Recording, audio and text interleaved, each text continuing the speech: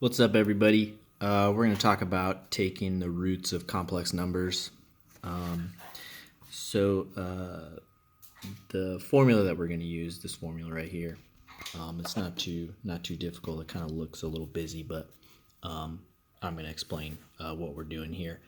We know that our polar form is like this. So basically, we're going to have this, and the question is going to ask you to turn this into this. And so what we're going to do, our example is going to be this 8 times the cosine of 2 pi over 3 plus I sine 2 pi over 3. And so what this means over here, this n is going to be whatever root we're taking. Since we're going to take the cube root, this n is going to be 3 right here, and then it's going to be 3 right here. And this k, you might have seen elsewhere. It's basically like a counting variable. So it's going to be like 0, 1, 2, 3. And so in our case, we're taking the cube root. So we're going to have 3 solutions, 0, 1, and 2. So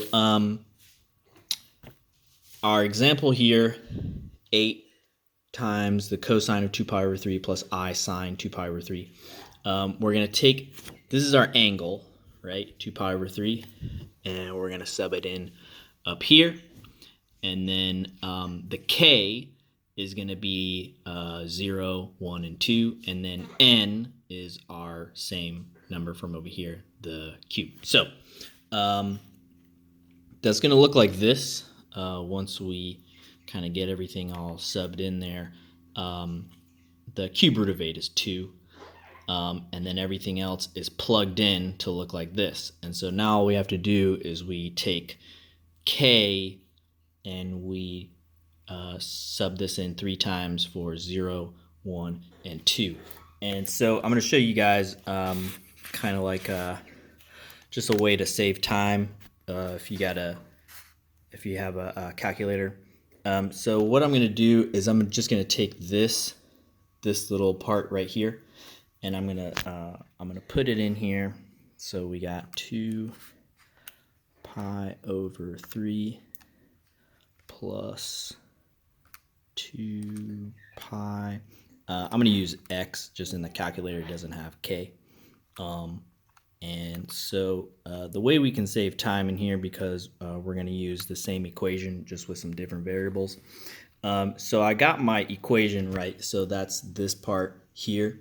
I have that entered into here. And what I'm going to do is I'm going to take different values for x.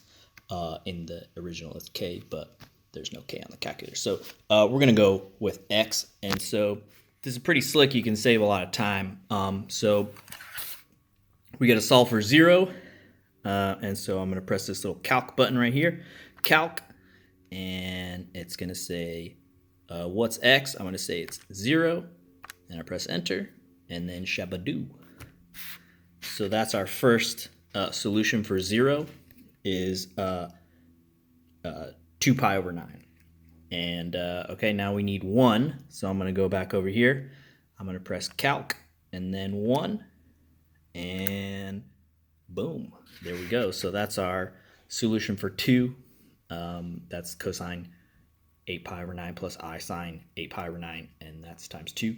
And then the last one for 2, boom, we press calc. And then this number here is just the last one that you did before this, so don't worry about that. But we press calc and then 2, boom, 14 pi over 9.